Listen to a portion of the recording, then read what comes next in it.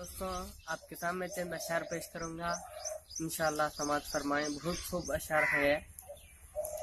जिस जगह पे आका का तज़किरा नहीं होता, जिस जगह पे आका का तज़किरा नहीं होता, उस जगह पे रहमत का फैसला नहीं होता, उस जगह पे रहमत का फैसला नहीं होता। अब जो आपके सामने दो शेर पेश करने जा रहा हूँ वो माँ की तरफ से है। गौर तवज्जो चाहता हूँ। कांधों पे बिठा कर तुम सात हज भी करवा लो, कांधों पे बिठा कर तुम सात हज भी करवा लो,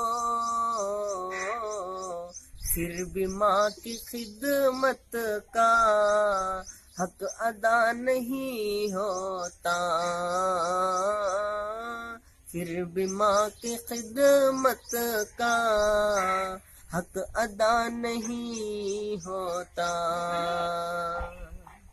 हम दुआएं माँ की जब घर से लेके चलते हैं, हम दुआएं माँ की जब घर से लेके चलते हैं,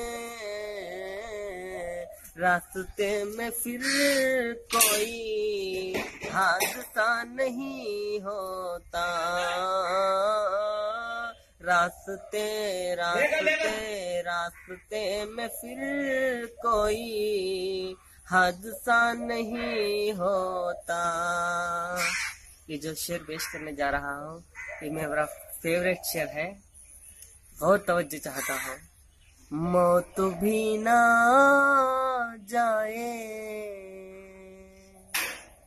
काश ऐसे जीने से,